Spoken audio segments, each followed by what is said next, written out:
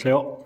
예, 오늘은 지난번에 예고해 드린 것처럼 미국에서 1800년대 초반에 다양한 형태의 그 부흥운동이 벌어졌고 그 부흥운동이 제2차 대각성 운동으로 이제 활활 타오르게 되죠. 예, 그 사람들이 이제 후천연설적인 생각들을 갖게 됐고 그러면서 사회를 보다 개선하려고 하는 관심들을 갖게 됐고 또 갑자기 또 그때가 미국 사회가 급변하게 되면서 다양한 사회적 문제들이 터져 나왔는데 그 문제 하나하나가 이제 사회에 되게 중요한 관심사가 됐고 당연히 교회도 그런 문제에 관심을 갖게 되었습니다. 그렇지만 그 모든 문제를 조금 지나고 나서 1830년 이후부터 미국 사회를 온통 삼키는 아주 중요한 문제가 터져 나오게 되죠. 그게 결국은 미국을 남과 북의 전쟁으로, 그 남북 전쟁의 가장 주요한 요인 중에 하나가 되는 건데 그게 바로 노예제도 문제가 되겠습니다. 그러면 이제 교회가 제가 제2차 대각성 운동에 참여했던 사람들이 노예제도와 어떤 관계를 맺었는지를 제가 이번에 여러분께 설명을 한번 해드리겠습니다. 초창기에 이 노예제도와 관련된 문제가 초창기의 상황과 뒤로 가면서 점점 분화되고 아주 거대해지게 되는데요. 우리가 아까 제가 서두에 드렸습니다만은 미국 교회뿐만 아니라 미국 사회 전체를 어떤 하나의 이슈가 이렇게 폭발시킬 만큼 강력했던 게 있었을까 싶은데 그 대표적인 것이 지금 1800년대부터 강하게 드러나기 시작했던 노예제도 문제입니다. 처음에 노예제도가 나타났을 때 사실은 노예제도는 미국과는 사실 상관이 없는 제도였지만 우리가 아는 것처럼 노예제도가 미국의 남부를 중심으로 점점 이제 커지게 되게 되죠. 그리고 남부는 나중에 또 더 설명을 더 드리겠습니다만 대규모 목화 농사를 짓게 되면서 그게 이제 영국의 그 산업혁명이 벌어지고 그 산업혁명이 이제 방직 산업을 중심으로 발전하게 되고 거기에서 그 방직 산업의 주 원료가 이제 목화가 되는데 나중에 전 세계에서 그 목화 농사에 제일 적합한 곳이 미국 남부 지역으로 이제 알려지게 되면서 미국의 남부가 전 세계에서 가장 많은 목화를 생산하는 그 농촌 지역이 됩니다. 이러면서 결국 이 목화 재배에 엄청난 그 노동 인력이 필요한데 그 인력을 처음 제공하기 위해서 처음에 영국에서 사고 쳤던 혹은 문제 있는 사람들을 단기 계약으로 그 미국으로 건너오는 배싹이나 정착 비용을 제공해주고 미국에 일정한 기간 동안 있으면서 이제 노동을 하게 되는 일종의 그 단기 노동 계약을 맺고 온 사람들이 있었습니다. 근데 이게 얼마 가지를 못합니다. 그 영국에서 사회생활을 잘 못했던 사람들이 여기 온다고 갑자기 선해지는 것도 아니고 노동이 힘들다 보니까 온갖 문제들을 일으키게 되면서 결국 영국의 그런 범죄자들이라든가 사회 부적응자들을 데려다가 일시키는 문제는 곧 종식이 되게 되고 그때 마침 라틴 아메리카에서도 사탕수수 농장에 서아프리카 노예들을 데려다가 이제 막노동을 시켰는데 그 사람들이 굉장히 일을 잘한다라는 게 알려지게 되면서 미국 남부에서도 그 서아프리카 출신 흑인들을 돈을 주고 사다가 노예로 부려먹기 시작을 했죠.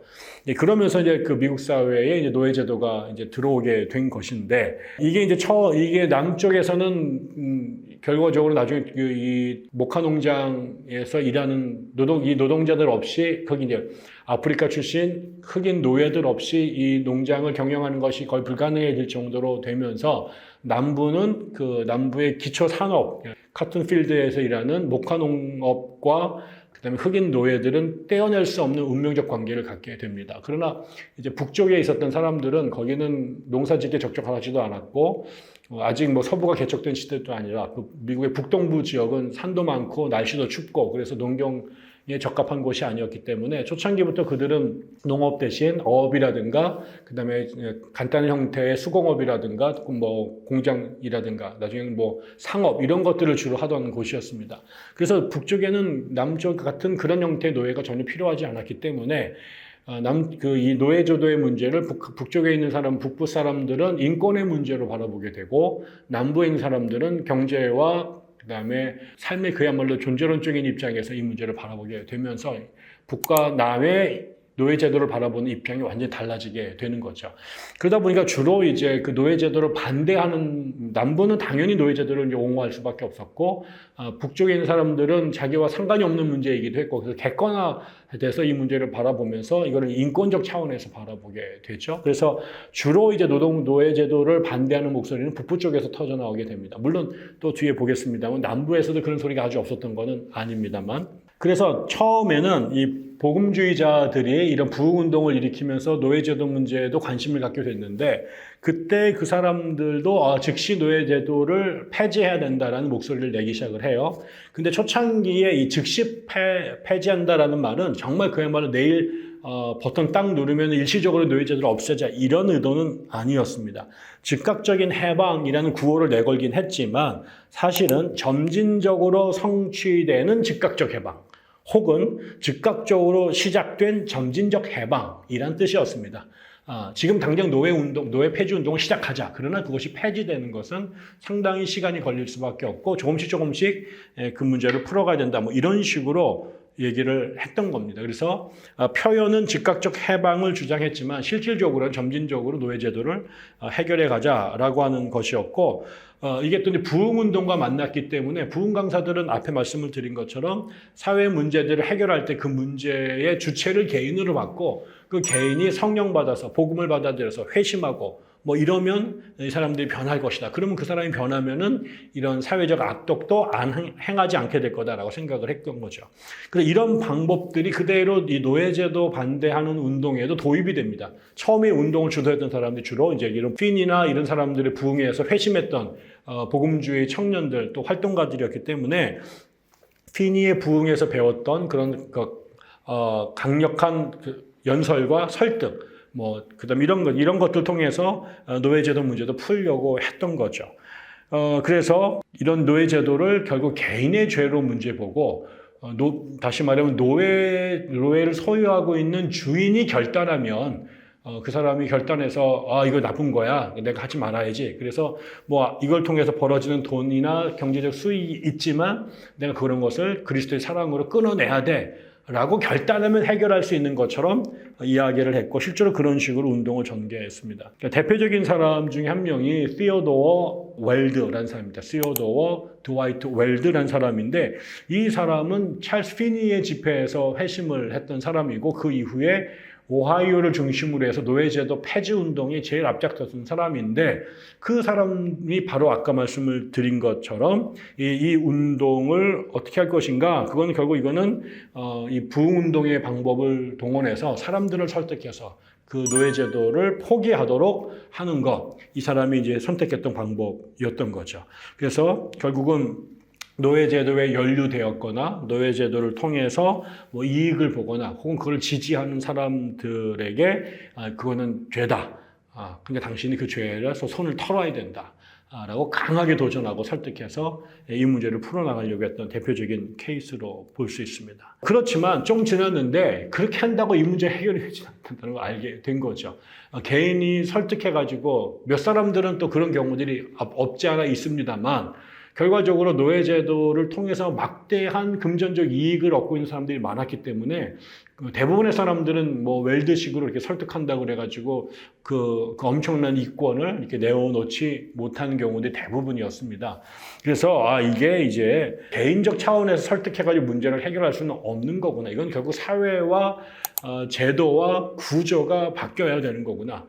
라고 이제 생각을 하게 되면서 그런 차원으로 운동이 바뀌게 됩니다. 그러면서 점점 이럴 때는 부흥운동이라고 하는 게 물론 문제를 인식하는 데 도움이 주고 사람들로 그 운동에 뛰어들게끔 만드는 건 사실이었지만, 부흥의 식으로 해가지고 개인을 설득해서 이 문제를 해결하는 것은 굉장히 나이브하다라는 게 이제 현실로 받아들여지게 되면서 결국 이제 노예제도 반대 운동이 부흥운동 바깥으로 확산되기 시작을 하게 된 거죠. 그 얘기는 결국 뭐냐면 기독교인들만이 아니라 혹은 부흥 강사들만이 아니라 그렇지 않은 사람들도 참여하게 된 것이고, 또 기독교인들 중에서도 부흥회식의 생각을 갖고 이 문제를 달려들지는 않게 되는, 조금 더 적극적이고 사회적이고 구조적인 차원의 문제의식을 갖고 뛰어드는 사람들이 많아지게 된 겁니다. 이렇게 되면서 이제 그 문제가 좀 더 조직적이고 그다음에 집단적인 형태로 나타나기 시작을 하게 되는데요. 그 초창기에 되게 주목할 만한 사건이 하나 벌어지는데 그게 뭐냐면 1835년에 이 1835년이 노예제도 운동에서도 되게 중요한 그 해입니다. 많은 사건이 벌어진 해인데 그때 이제 업스테이트 뉴욕 미국의 북쪽에 해밀턴이라고 하는 동네가 있는데요. 거기에서 한 노예제도를 반대하는 사람들이 일군의 사람들이 모였습니다. 그러면서 이 사람들이 무슨 얘기를 했냐면 모여서 이 노예제도를 반대하는 사람들이 모인 거죠. 회합을 가진 거예요. 그리고 나서 이제 이런 소리를 냈습니다. 노예제도의 사악함을 인정하고 억압을 찬성하는 자들 혹은 노예제를 찬성하는 정당과 관련된 자들은 가장 심각한 비일관성의 죄를 범하는 것이다. 노예제도가 사악하다라는 걸 인정하면서 그런 것들을 찬성하는 사람들이거나 그런 찬성하는 사람이 모인 정당을 지지한다. 이거는 말이 안 된다라는 거죠.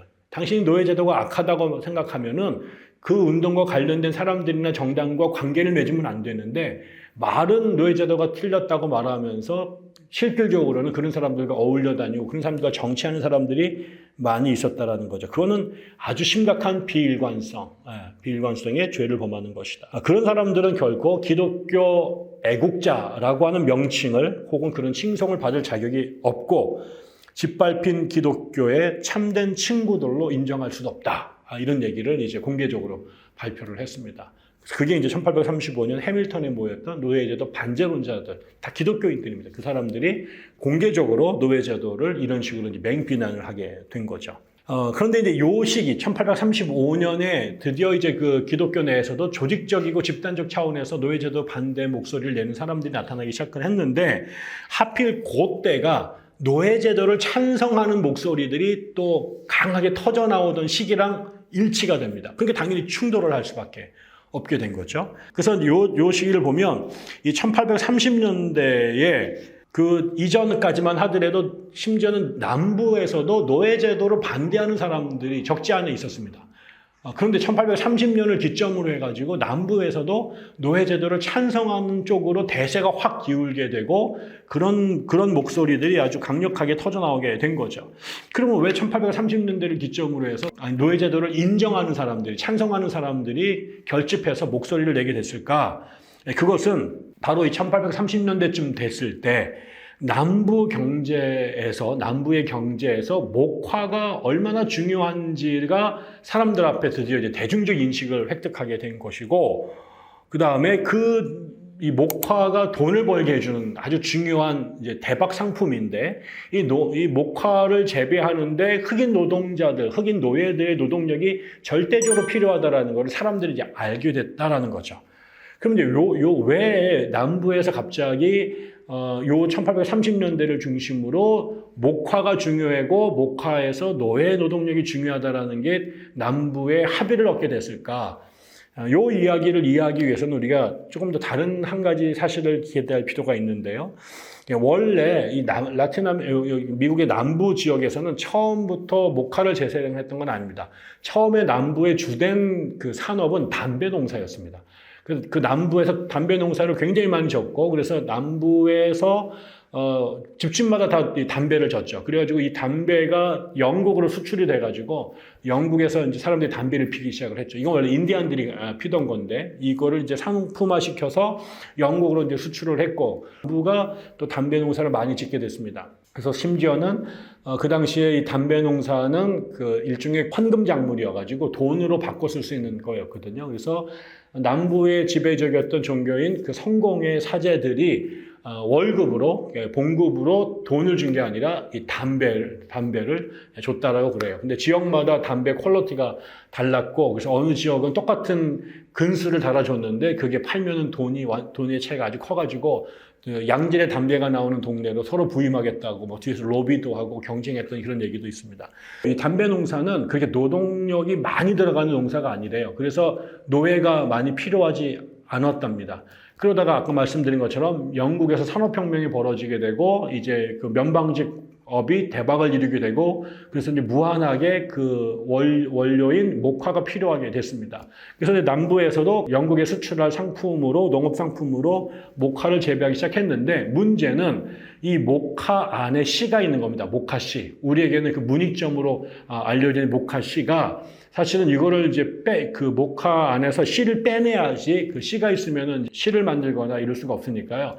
근데 그 씨를 빼는 게 굉장히 어려운 작업이 됩니다. 손으로 그걸 일일이 다 헤쳐가지고 뽑아야 되는데 그게 사람 손도 굉장히 많이 비고 속도도 아주 더뎌가지고 다시 말하면 상품성이 떨어지는 겁니다. 돈은 노동력은 너무 많이 들어가는데 그걸 통해 가지고 생산되는 양은 아주 적고 그래가지고 이제 사람들이 이게 니드는 있는데 이게 이제 상품적 가치가 떨어지게 되니까 사람들이 이왕이면 담배 농사를 짓지 목화 농사는 안 짓는다 이렇게 됐던 거죠. 근데 이때 무슨 일이 벌어지냐면 1793년에 일라이 휘트니라고 하는 사람이 나타납니다. 일라이 휘트니가 누구였냐면 이 사람이 예일대 출신으로 뉴욕에서 잡을 얻으려고 하다가 잘 안 돼가지고 남부의 아주 부자 농장주의 가정교사로 들어갑니다. 근데 거기에서 이제 사람이 이제 그 목화 농사를 짓는 흑인 노예들을 처음 만나죠.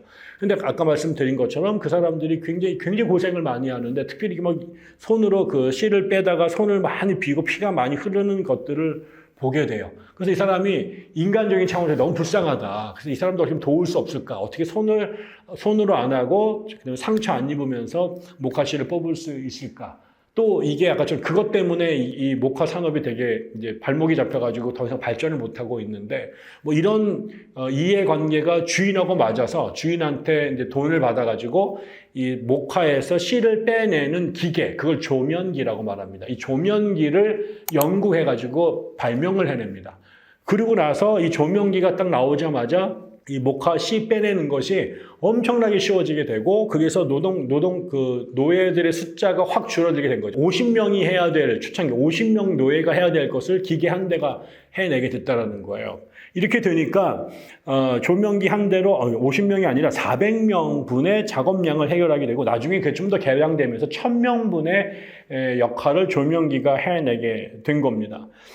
그렇게 되니까 이 목화 생산량도 폭발적으로 증가하게 되죠. 그래서 1793년에는 1년에 6만 킬로그램 정도가 생산이 됐었는데 1860년 정도가 되면은 8,200만 킬로그램으로 이제 이 생산량이 늘어나게 됩니다. 그러니까 6만 킬로그램을 생산하던 동네에서 8천만 킬로그램을 생산해내니까 이게 상상할 수 없이 만큼 생산이 늘어난 거게 됐죠. 그러니까 이게 이제 결국은 처음에는 노동자들의 고통을 줄여들기 위해서, 노예들의 고통을 줄여들기 위해서 기계를 만들었는데 이 기계를 만들면서 남부에서 이 목화 생산량이 폭발적으로 늘어나게 됐죠. 그럼 이걸 다 기계로 해결할 수는 없는 거잖아요. 그 기계를 돌릴 또 노동자가 필요하잖아요. 그러고 나서 이게 결국은 목화 생산량이 폭발적으로 증가하면서 더 많은 노예들이 필요하게 된답니다. 사업 규모가 엄청나게 커진 거죠. 그래서 소규모 농장을 하던 데가 이제 대규모 플랜테이션으로 확장이 되고 거기에 엄청나게 많은 조명기들이 설치가 되지만 또 그것과 더불어서 일할 수 있는 노예들의 니드도 훨씬 많아지게 되면서 노예들의 숫자도 함께 조명기의 발명과 더불어서 농업 생산량도 늘어나고 노예 숫자도 늘어났다는 거예요. 그 시기가 이제 1830년대 기점으로 해서 본격적으로 이제 그런 시대로 전환을 하게 된 거죠. 그래서 결과적으로는 인류 역사상 노예들에게 도움이 되고 싶어서 휘트니는 좋은 뜻으로 조명기를 만들었는데 그게 결국은 미국에서 흑인들을 비참한 상황으로 밀어넣는 또 전혀 예기치 않았던 계기가 됐다라고도 얘기를 합니다. 이러면서 이게 아까처럼 처음에는 담배 농사에 목화 농사가 밀리니까 목화 농사에는 반드시 노예가 필요했고 그다음에 담배 농사는 별로 필요하지 않았고 근데 이 노예는 되게 비싸잖아요. 사람을 돈 주고 사와야 되니까. 그래서 이 목화 농사를 짓던 사람들 중에는 이거 뭐 노예까지 투입해가지고 농사를 졌지만 남는 게 없으니까 이거 노예제도 없애버리자. 라는 주장을 처음에 초창기에는 목화 농사를 짓는 사람들이 했다라는 거죠. 그러다가 지금 이제 조명기 발명 이후에 이 산업이 늘어나게 되고 생산량이 늘어나게 되고 이게 떼돈을 벌기 시작을 하게 되니까 노예제도를 찬성하는 쪽으로 사람들이 이제 확 입장이 바뀌었다라는 거예요. 그런데 이 사람들이 더 노예제도를 이제 옹호하고 주장하게 된 거는 지금처럼 노예제도를 통해서 돈을 많이 벌게 된 이것이 첫 번째 이유였고요. 그렇게 노다지가 되는 이 산업을 포기할 이유가 남부 사람들한테는 없었던 거죠. 두 번째로는 북부 사람들이 자꾸 남부의 이 노예제도에 대해서 이래라 저래라 비판하기 시작한 거예요. 이거는 남의 집 생활에 대해서 감나라 배추나라라고 하는 일종의 내정 간섭으로 보인 거죠. 자기들이 뭐 언제 도와준 적도 없는데 그래서 이제 북쪽 사람들이 남부의 노예제도를 비판할수록 남부 사람들은 더 견고하게 자신들의 입장을 주장하기 시작을 했다라는 거죠. 또 하나는 미국이 이제 드디어 이제 그 서부 개척 시대가로 넘어가게 되면서 서부로 땅이 계속 이제 확장이 됐죠. 1830년대 좀 지나고 나면 이제 멕시코랑 1840년대 전쟁을 하게 되고 멕시코 땅의 절반을 미국이 먹게 되죠. 이러면서 이제 그다음에 그 멕시코 땅이 아니더라도 서부로 계속 캘리포니아까지 가면서 인디안들이 있던 땅들을 계속 이 사람들이 차지를 했는데 그러면서 거기에 새로운 사람들을 이주를 시켜가지고 미국의 이제 새로운 주들이 확장되기 시작합니다. 그래서 동쪽 지역 해안가에 있었던 13개로 시작했던 미국의 주가 세월이 지나가면서 50개 주까지 이제 스테이트들이 늘어나게 됐잖아요.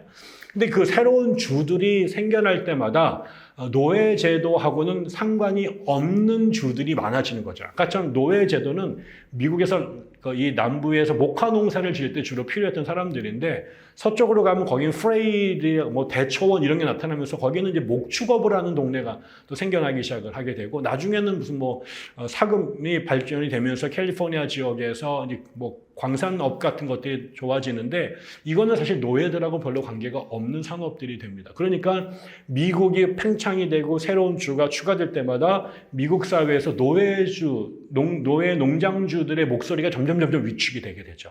그 사람들은 전부 다 인권적 차원에서 남부의 노예 제도를 비판하게 되니까 남부 사람들이 좀 더 위축되면서 자신들의 입장을 이제 변호하기 위해서 점점점 내쪽 안으로 이제 강한 연대 관계를 맺게 되고 더 강력하게 노예제도의 정당성을 주장하는 사람들이 되어간 거죠. 이런 시점에 이거를 이제 이론적으로 정당화시킨 사람이 한 명 출연하게 됩니다. 그게 누구냐면 이 미국 남부의 제일 오래된 대학 중에 하나가 이제 그 The College of William and Mary, 윌리엄 메리 대학이라고 하는 이제 이 윌리엄과 메리는 영국의 그 명예혁명을 일으켰던 왕 부부인데 이 사람들의 이름을 따서 윌리엄 메리 대학이 있어요. 거기에 이제 정치경제학 교수 중에 토마스 듀라는 사람이 있습니다. 하여튼 이런 이름 있는 사람이 정치경제학자인데 이 사람이 노예제도를 옹호하는 이론적 체계를 세웁니다.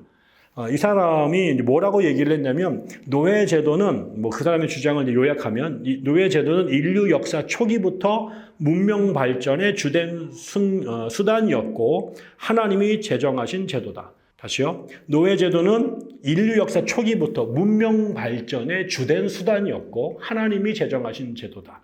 라고 주장을 했습니다. 이 이야기를 미국 남부의 목사들이 받아들입니다. 특별히 두 번째 부분, 노예제도는 하나님이 제정하신 거다.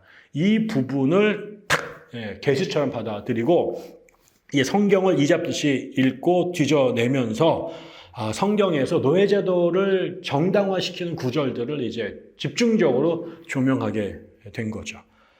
그러면서 결국은 읽어보니까 사실 그렇잖아요. 아브라함도 노예가 있었고 이삭과 야곱도 노예들이 있었고요. 욥도 노예가 있었고요. 성경에 와서도 예수님이 한 번도 노예제도를 폐지하라는 말씀을 하신 적이 없고 그다음에 빌레몬서를 보면은 바울이 오네시모라고 하는 노예가 있는데 그 사람을 빌레몬에게 돌려보내면서 해방하라 이렇게 말하지 않는다는 거죠. 잘 대해줘라 이렇게 얘기를 했다는 거죠. 그래서 기독교는 노예제도를 반대한 적이 없다. 이런 주장을 남부 목사들이 얘기를 하면서 그러니까 성경이 엄연하게 노예제도를 반대하고 있는데 이런 것을 북부에 있는 목사들이 자기들 마음대로 폐지하라라고 하는 것은 그야말로 쟤네들은 성경을 믿지 않는 무신론자들이다 라고 이제 북부 사람들을 맞받아치기 한 겁니다. 이제 그 중에 이제 그 한 예가 뉴올리언즈 제일 장로교회 목사였던 벤자민 파머라고 하는 사람이 있는데, 벤자민 파머가 뭐라고 말했냐면, 우리는 하나님의 말씀을 수호하는 자들이다. 노예 제도를 자기네가 유지하는 것은 다름 아니라 하나님의 말씀을 지키기 위함이다. 라고 이제 궤변을 놓아놓은 거죠. 그러면서 이런 문제들이 이제 미국으로 이제 이런 노예제 반대 운동이 북부에서는 점점 커지고, 그다음에 남부에서는 점 더 강하게 노예 제도를 이제 옹호하는 문제들이 생겨나게 되는데, 그다음에 그것이 이제 나중에는 이제 미국의 교회를 둘러 쪼개는 일들로 벌어지게 됩니다. 그 이야기는 저희가 또 다음 시간에 같이 나누도록 하겠습니다.